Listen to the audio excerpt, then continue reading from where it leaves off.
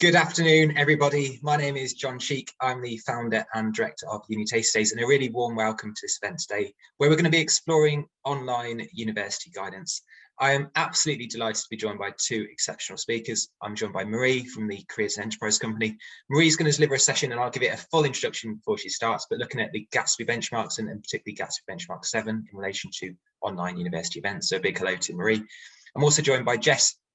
Jess works with 5 schools. She's level 6 careers qualified, aka the careers lady, and you might know Jess as the careers lady as well. And she's going to deliver a session looking at, with some benchmarking for you, essentially, where you can hear about how Jess has approached online university guidance and the advantages of the online university guidance as well. Then I will finish things up just with a session looking at the rise of online university events, just to give you a guide of what is out there essentially when it comes to online university guidance events. So you've got a clear kind of where to go next if you want to go away and organise any more online university guidance events in the future. So if I can introduce our first speaker, that's Marie Jobson.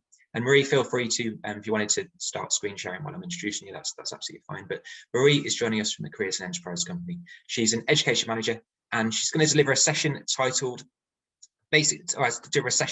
session titled How to Deliver Online University Events with Gatsby Benchmark 7 in mind, and obviously following the careers and context down. I'll pass things straight over to you, Marie. Great, thank you so much. It's brilliant to be with you all today. I'll go straight in with the aims for the session. Really, we want to be thinking in terms of Benchmark 7 about encounters with further education, higher education and training providers in the current context. And what we'll be thinking about when we go through the session today is what the intent of any encounters are. What does meaningful delivery look like? And as John kind of said, that's got to be within the current context of what is possible. And also we'll be looking at the impact of best practice around FE/HE training provider encounters. So what we're going to do is have a look at this as an overview in general, but also I'm going to try and kind of keep bringing it back to the current context. So I want to really focus on what it means, Benchmark 7. So I'm from the Careers and Enterprise Company. Obviously, we're very focused on the benchmarks, and it's language I use day in, day out. But I thought it would be really useful to just think about what Benchmark 7 actually is, and how it fits more widely within careers provision across a school or across a college. So the benchmark states that by the age of 16, every pupil should have had a meaningful encounter with a provider of the full range of learning opportunities. Same by the age of 18, the benchmark stipulates that all students who are considering applying for university should have had at least 2 visits to university to meet staff and students. So this benchmark is supported by the Baker Clause, and that ensures that all young people are supported to understand all routes available to them at 16. And there's clear links from the detail of this benchmark to other benchmarks around careers guidance, particularly around labour market information, and also how can these encounters be linked to curriculum learning? How can they be linked to employer encounters? So maybe how can you deliver elements of Benchmark 7 through employer encounters, or indeed, how can this be achieved through experiences of work? So I'm really interested in that crossover and not looking at the benchmarks in silos, but really kind of thinking about the intent and the purpose of what young people need to know, understand and be able to do. Where do Benchmark 7, where do encounters with further and higher education and training providers fit within that massive scope of what young people need to know, understand and be able to do? So like all of the benchmarks, Benchmark 7 really works best when it sits within a progressive scaffolded programme, so that students kind of then know, understand and are able to do whatever is required to help them make that informed and appropriate decision at key transition points. So when we're kind of thinking about encounters and with HE, FE and training providers, I want to think about why quality encounters are important. And the main reasons why encounters with the FE, HE and IT training providers are important is that students can make these well-informed decisions, and really crucially, that they can overcome any preconceptions or biases to allow them to aim high and be aspirational. And to do that, students need to, first of all, understand all of the options available to them and how they can then best prepare for the future demands of employers, as well as always receiving impartial and accurate information while at school and college. So the key question I'm kind of posing to you to reflect on as I go through these slides is, how can we really make sure that an encounter is meaningful? That's language that we try and kind of apply to all the benchmarks. So what are the key elements to an encounter with FE, HE, or training providers that really make it meaningful? And kind of part of our answer to that in terms of guidance from us as the Careers and Enterprise Company is really similar to how we would approach activities under benchmark 5 and 6. And so benchmark 5 talks about employer encounters, benchmark 6 talks about experiences of the workplace. And so similarly, with our approach to those two benchmarks, we feel that the benchmark 7, any encounters with further and higher education should have planned intent, and the delivery and impact of activities should sit within a progressive careers programme that support positive student outcome. So a recent deep dive into benchmark 7 really highlighted the following: that encounters with FE and training providers need to be progressive. So that links to this first point in the slide that features some guidance that we published in the Careers and Context 2020, a can-do guide. So we kind of encourage that careers leaders set learning outcomes and really think about that long and short-term intent really helps shape those learning outcomes. So if we really think about what do we mean by planned intent. So the other sub-benchmarks for benchmark 7 include the expectation that by 18, everyone who's interested in having in university should have had at least 2 visits to universities to meet staff and students. This poses a question about ensuring that the planned intent and the outcomes from a physical visit are replicated in a virtual sense. So by thinking about this in terms of an online event, it kind of prompts us to reassess the value and meaning of all encounters. So it's similar, as I've said, in terms of our approach to making an employer encounter meaningful. So an encounter with FE and HE would be exactly the same in terms of our approach to a visit. How do we make an encounter meaningful? How do we make a visit meaningful? So it comes back to this planned intent of a physical visit. So in the past, pre-COVID, when we took students out physically to university campuses, to college campuses, what were the elements that meant that visit was meaningful? What did we do to make sure that a young person could make an informed decision? And then in the current context, how can we replicate that to have the same impact in a virtual experience? And this is all in the planning and thought behind the planned intent. And then the implementation should allow for interaction, active participation, and of course, reflection. So when we're thinking about this planned intent and learning outcomes, we kind of don't need to reinvent the wheel.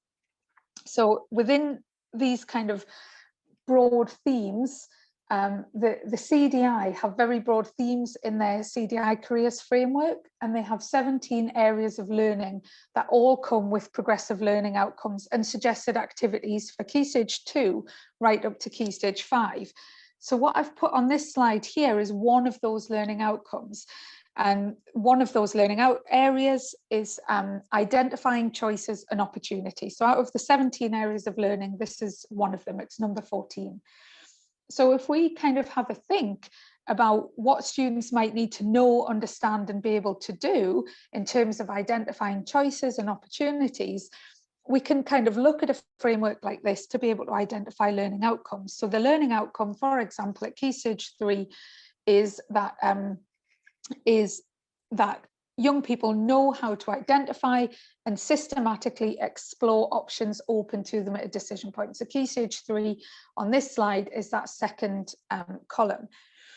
At Key Stage 4, that moves on. So at Key Stage 3, identify, systematically explore options open to you.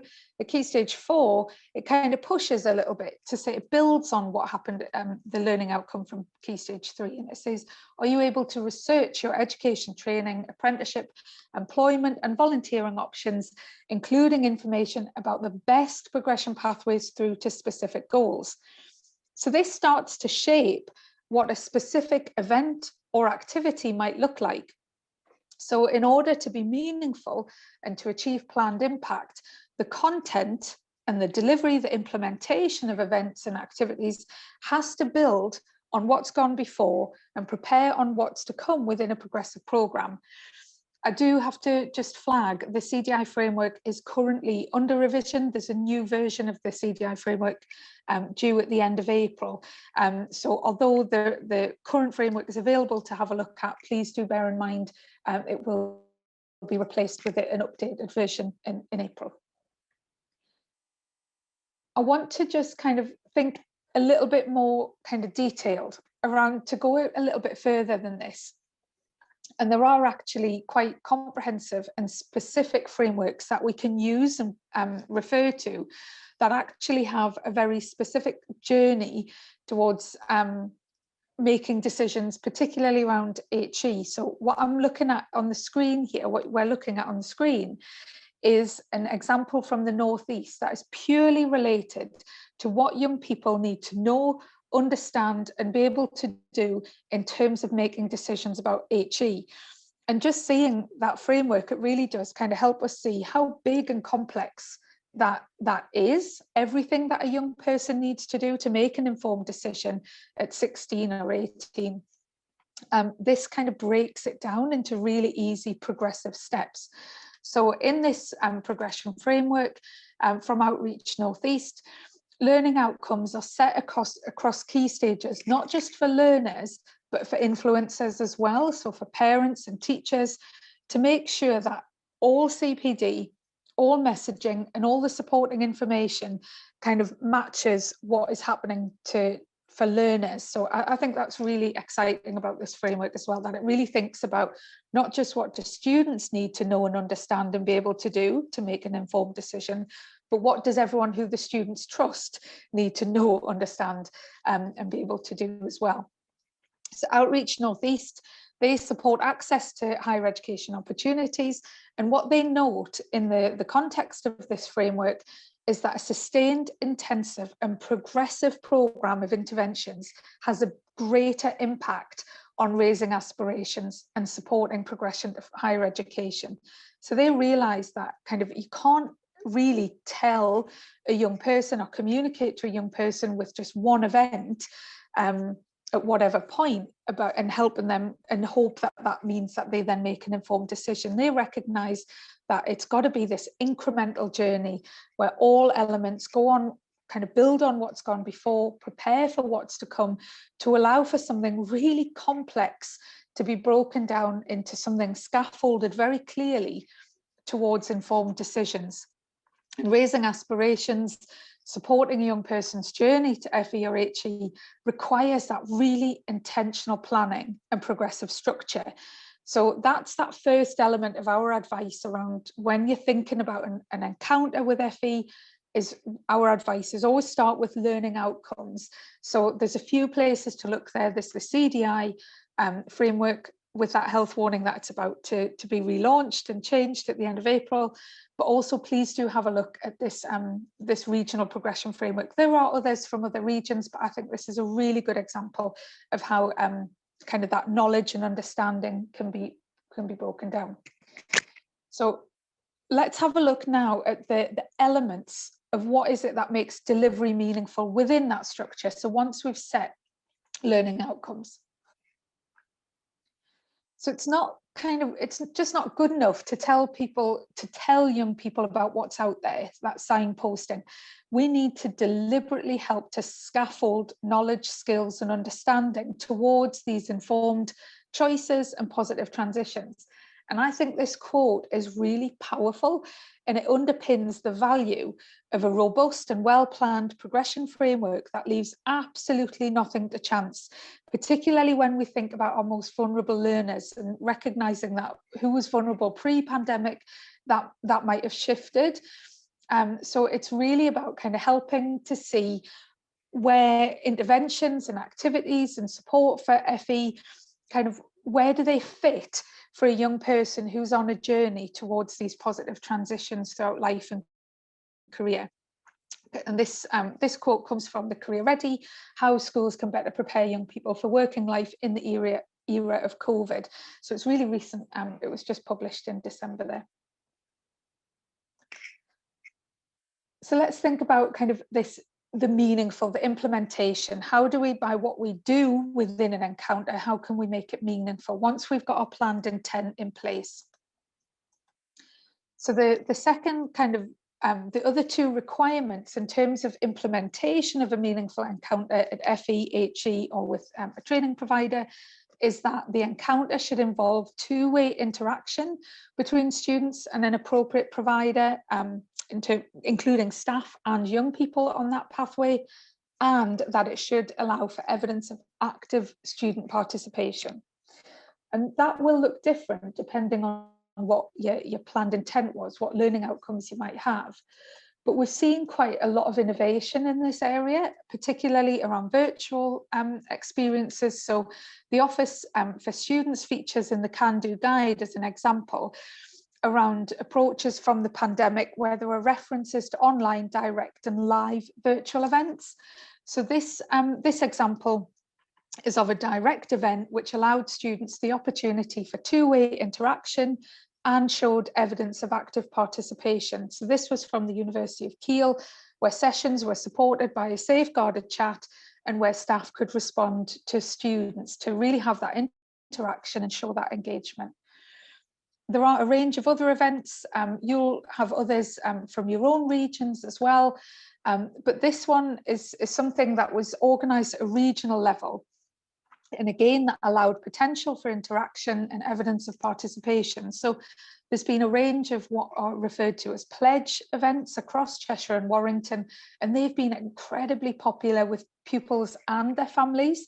So these events have been held in the evening. They've been developed together by schools, colleges, HE providers and employers, and the local enterprise coordinators, or the pledge team as they're called, to really ensure buy-in and engagement. And this event kind of nods to another finding. We had a recent deep dive into Benchmark 7, that report has just been published, around this multi-benchmark delivery.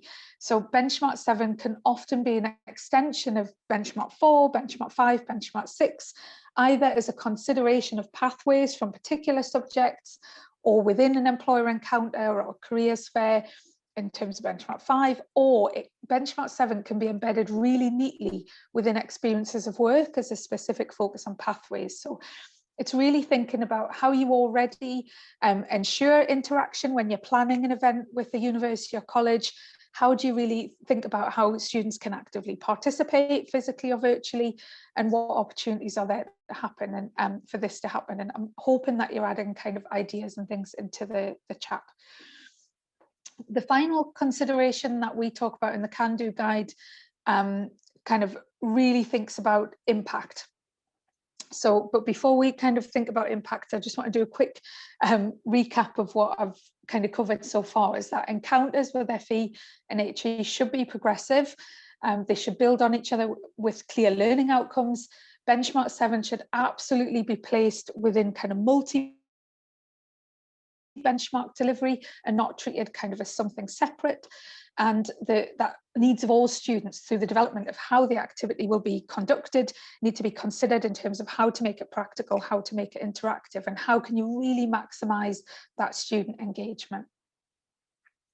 So moving into the impact, really this is about kind of thinking about these two questions. So the first of the questions is either for you as a careers leader, as you overlay an event or activity with an FE or HE provider to ensure and evidence reflection around benchmark 7. And it's equally important for a provider to think how they can facilitate this and how they can support this, but really it comes down to the career leader around how are we supporting the young people to reflect on these activities. And also the second question is really for you as the careers leader, say, what does data show you in terms of the impact of your programme and of benchmark 7 approach, and how can that data really shape further asks or further encounters with providers of HE, FE or ITP. So really looking at that trend data, is there something about the number of young people going into apprenticeships? Is there a match with where skills gaps are locally? Is there a gender imbalance? Is there a gap in terms of advantaged, disadvantaged students? So it's really about looking at your outcomes data to inform these any encounters with FE and HE, and particularly what happens within these encounters within HE and FE. So before we kind of look at final questions, I just want to signpost to some careers and enterprise resources which are available from us, from our resource directory. We've got a number of roadmaps and toolkits for careers leaders, including one specifically for SEND. There's also a recent guide for governors, head teachers, and for the education inspection framework as well. So please do have a look at our resource directory for some key resources. I've referred quite heavily to the Careers in Context, a can-do guide, which was published during the pandemic. So please do visit the resource directory for that. And just to signpost as well, if you don't already receive updates from us, then please do sign up to our Careers Leader newsletter. I will share the link for that in the chat. And I will stop there. I've noticed there is already one Q&A, so I'll stop there. Our next speaker is Jess, aka the Careers Lady. Jess Cook, sorry, not just Jess. Shell's got a surname. Jess is going to provide a session looking at online university events and how she's delivered them, in the sense that she works with 5 schools in Wiltshire. So she's going to provide a kind of follow on from Marie's session, talking about how important they are in relation to benchmark 7, but Jess is going to cover a session looking at what she's done with the schools she works with and why she thinks online university events have a lot of advantages. With that, I'm passing straight over to Jess, please. Okay, so following on quite nicely then from what Marie went through in relation to benchmark 7, I just wanted to give a bit of an indication really as to how that actually works day to day in schools. So as John mentioned, I work in quite a few different schools. I've been working to meet Gatsby since it was implemented in January 2018, 3 years ago now, which is crazy. And prior to this, I worked in talent attraction and recruitment. So I worked the other end of the spectrum and supported adults into work and recruiting for companies, that sort of thing. I work across 5 different schools. So I've got quite a good scope of schools that are in different areas and the different challenges that those schools have. And they all meet benchmark 7 in slightly different ways based on their cohorts and their pupils' individual needs. So the things that I'm going to go over today. So firstly is the advantages of online events from a school's perspective, because there are some. Going online was a little bit scary at first, change always is, but actually there have been some really key silver linings, if you like, of being online, and I'm going to share those with you from what I found. Also, I've added 2 things in here. One is basically just to make your life easier. So when you are arranging events, things that you can think about that are going to be time saving and include things like reflection and all those important parts that Marie talked about. So one of my main schools that I work with is Swindon Academy. So I just wanted to share with you how we meet benchmark 7. So we have university visits, or we did have physical university visits for year 10, 11 and 12. And we have university workshops for every year group. So year 7 through to year 13, we have something that we call Futures Week. And as part of that Futures Week, every year group takes part in a university talk. And each talk is with a different university. So for a student, in terms of their journey throughout the school from year 7 to year 11, by the time they get to year 11, they will have heard from 5 different universities and they will have visited 2 different universities. So it gives them a really nice broad spectrum. I'm sure all of you working in schools have found the same, that if you only have one university partnership, everyone in year 11 wants to go to that one uni. Same way that if we have a talk from the army, everyone wants to join the army. So having that broad range of different university inputs is really important to help them see the differences and the specialities and those sorts of things. We also have university mentoring for year 12. Now that's quite a specific mentoring programme that is for those that are either first in their family to go to university or have got additional barriers. That might be SEN, things like that. So there's additional barriers and it's just helping them to break those down so that they can see university as an option for them. We have a weekly newsletter that goes out with opportunities from universities across the UK. And we also have individual university assemblies to promote some of the main sort of partnership programmes in our area. So On Track to Bath, Reading Scholars, those sorts of places. We're obviously based in Swindon, so they're the most local universities to us. Now, obviously, that has changed since we've moved into this virtual world. And for our university visits, we've basically just been strategically pushing them back and hoping that we will be able to do them. At the moment, they're due to run in July, so in term 6. Whether or not that will happen, I don't know. We can only hope, but we'll see. We are very, I guess, set in our mindset that we want to take the whole year group. We don't just take set 1 or set 2 or top scientists or blah, blah, blah. We take the whole year group, and that's really important to us. So we don't want to sort of just take 20 or anything like that. And then university workshops for year 7 through to year 13, they are going to run. They're already set up in July. They were set to run in January, but because we went straight back into lockdown that week they were due to run, we still have a bit of a digital divide at Swindon Academy, unfortunately, and have some students that can't access everything that we do online, and we thought it would be unfair for us to run those without everyone having access. So they've been pushed back, and we've postponed that with the universities, so that's worked really well. University mentoring, that is happening as normal. It's just obviously online rather than face-to-face. The weekly newsletter still goes out, and all of the universities have worked really hard to make all of their partnership programs online as well. So that's fantastic. So the majority of things are still happening. It's just the visits that we haven't been able to find a solution for yet, and I'm sure we're probably all in the same boat with that one. So some of the advantages of online events from a school's perspective, and that school perspective being mine really, things that I found that actually have been a bit of a silver lining.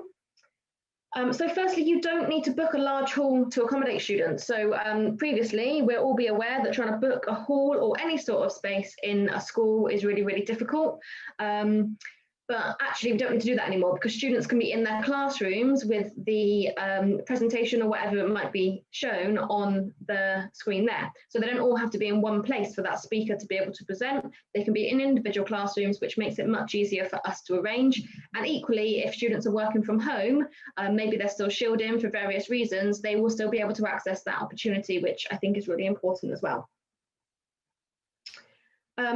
Next one links quite nicely really is that you don't actually need to arrange for students to take time out of class. So it might be that you've got half an hour slot from a university, I don't know, about STEM, because a lot of stuff is about STEM, and you can actually speak to science and say, right, I've got this amazing workshop, it's going to take 30 minutes for year 9, can you do it in one of their science lessons?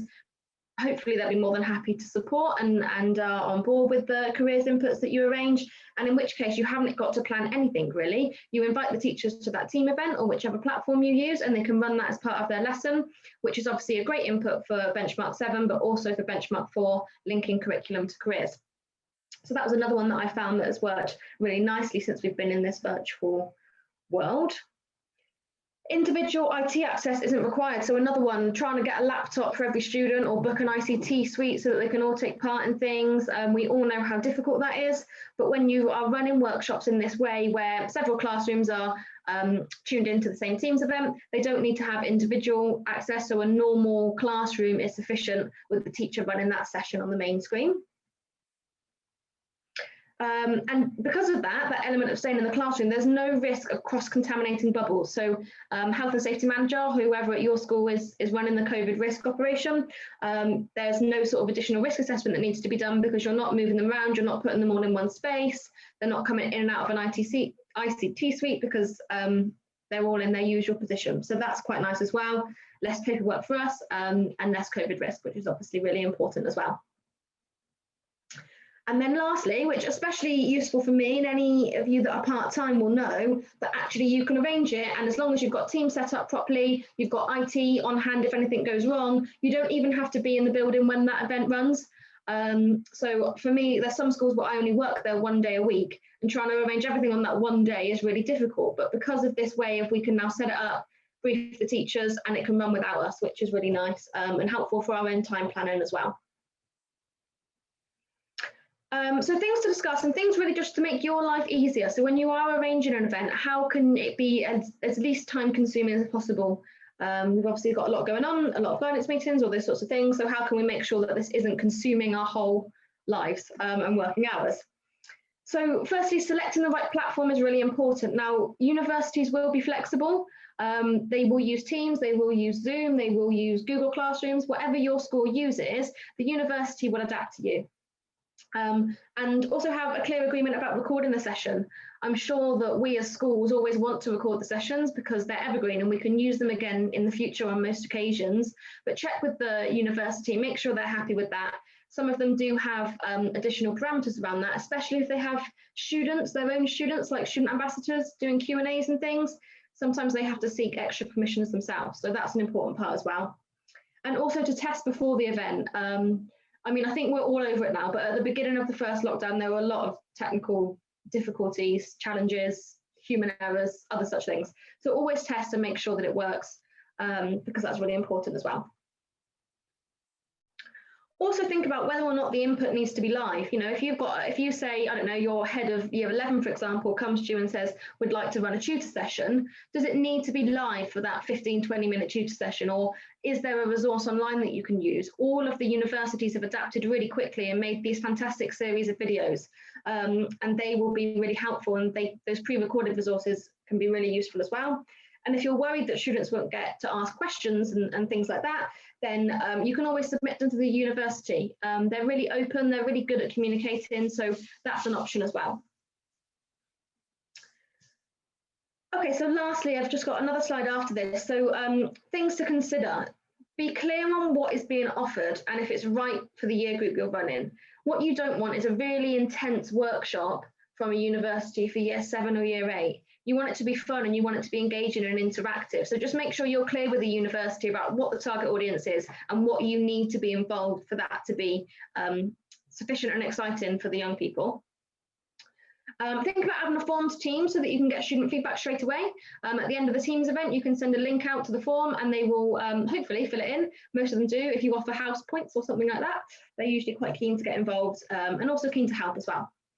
Let students ask questions anonymously. So if they are all in a classroom, you can do things where you can get the teachers to give out post-its at the beginning. Students can write down their questions, the teachers can collect them and then ask that to the university presenter. That way students don't have to raise their hand, or, you know, if they feel like their question is maybe a little bit silly, they don't have to feel anxious about that, and it can all be asked through the teacher. Students really engage with that much better. And also, whilst you are planning with the university, ask what else they can offer you. They have so many different offerings, from mentoring, partnership agreements, all those sorts of things. Make sure you're getting the most of your partnership with that university and not just booking them for one workshop and then not speaking with them again to the following year, you know. Really think about partnership and working strategically. And then last slide then, so just a few things to save you a little bit of time. You will all know how much we receive from universities. There are so many emails that come out and different things that they offer us, which is fantastic, but it can feel very overwhelming, especially for National Careers Week. I must have had, I don't know, hundreds of emails, I think. So rather than trying to action every one, I add them into a newsletter and I send them out at the end of each week to all students so that they all see that, and all the universities get fair access, if you like, to those students. I do run a newsletter offering for schools. It's branded as your school, that you just basically have to send out to all your students. So if you don't have time to collate all this information you're getting, the link's here and I'll share that with you. You can subscribe and I will basically make that newsletter for you. And obviously, UniTasterDays is one of the best resources when you're trying to contact universities. If I want a university input for something, the first place I go is UniTasterDays, because I can see it all in one place, and that saves me a lot of time going for the university websites. And then last point, get one university to do multiple talks. So if you're going to have to do administration to set up every talk for every university, maybe think about what different talks that university offers and can they do year 7 and year 10, for example, and just maximise your time and efficiency from that perspective. And lastly, any questions? And I apologise, John, because I think I might have gone a few minutes over there, which doesn't leave you much time.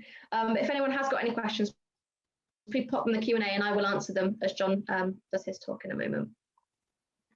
Jess, thank you very much. That's Jess Cook, aka the Careers Lady. Really great session, Jess. And to be honest, your session, Maurice, are the really important ones today, so no worries at all about the time.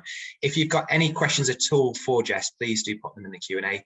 And it's great that Marie's also on hand in terms of the Q&A as well. I just want to just take 5 minutes just to give you a quick update in terms of what universities are doing and the rise of online events as well. So I thought what would be useful just to finish off the session, having heard from Marie in terms of why Gatsby, about how schools and colleges can support in terms of Gatsby Benchmark 7 and work towards Gatsby Benchmark 7. Then Jess talking about the work that she does with 5 schools that she works with and the exceptional work she does. And thank you for the UniTasterDays shout out, Jess, as part of that. What I want to do is just give you a bit of context in terms of online events that universities are delivering and how we've kind of got to this point. And I don't want to go over kind of old ground, but I think in terms of starting this off, I think just to provide a bit of context, I did want to just mention where essentially we've come from in the last year. And I'd had a look in my calendar before when I was working on this presentation, and it's basically the 6th of March last year. I spent the day at Newbury Racecourse, not at the races, but actually working with multiple schools over a day. So multiple schools coming to one place, and I was delivering university guidance events all day. March 2020, it's bonkers now if you look back in terms of what we knew what was coming around the corner. On the 11th of March, I was at a CDI Awards in person in Leeds, again, an in-person event. The reason I'm mentioning that is I remember 2 conversations at those awards. I spoke to a head teacher of a primary school, and I asked if they expect that schools are going to have to close for any period of time. And I was told, no, don't anticipate that happening at all. I also that evening spoke to an employer that employs loads of people, and they are actually preparing their employees to start working from home. And it just shows how different approaches and that we just didn't know what was around the corner. And then 20th of March, the school closures started. And then April 2020, and this is the subject of my session, is where we saw the transition towards online university events. So a bit of context, I sat down with the web team back in April and said, look, there's going to be more online events offered by universities, and let's create an online hub of them on UniTasterDays. And that became unitasterdays.com/online. And this might make a few of you smile. We launched that event, and I spoke to the web team and said, look, all we need to do is pull the online events out from UniTasterDays in the main listings and create this hub. And in April, there was only 29, you heard that right, 29 online events offered by universities. Now, if you go on unitasterdays.com/online, now there's about 1,500. There's been a lot more since I did this screenshot. And then during this year, we've seen about 3,000 online events added. And it just shows how well the university sector has responded and how many opportunities there are out there. So whether that's you're looking for events for school groups or individual students, there is just so much available to you out there. Other things we've been doing and resources that you might be able to, where you can take advantage of as well, is back in April, we started our Uni Taster Tuesday events. We planned these because at that point in April last year, there wasn't that much in the way of online university events through unis. And we thought what we'll do is be the stopgap essentially and provide online university events featuring different universities every Tuesday. And the plan was only to be doing them for about 3 or 4 weeks, where we'd have different guest universities each week. That actually turned into an incredibly popular series, and we ran them for consecutive Tuesdays, even during the summer holidays. Literally every single Tuesday, I hosted these events for 8 months. So 8 months of consecutive Tuesdays, these UniTaster Tuesdays became. The reason I'm mentioning that to you is not to say, aren't we fantastic? It's actually because fortunately, we recorded every single one. So what that means for you is there's a massive hub of on-demand recordings available to you. So after this event, or you might want to have a quick gander now, at unitasterdays.com/on-demand, there is loads of university guidance, over 100 university guidance available to you. So you're welcome, of course, to use those with school groups. You're also welcome to pass details to students and ask them if they want to spend a bit of time exploring different areas of university. And I think during the year ahead, it's going to be an incredibly useful resource.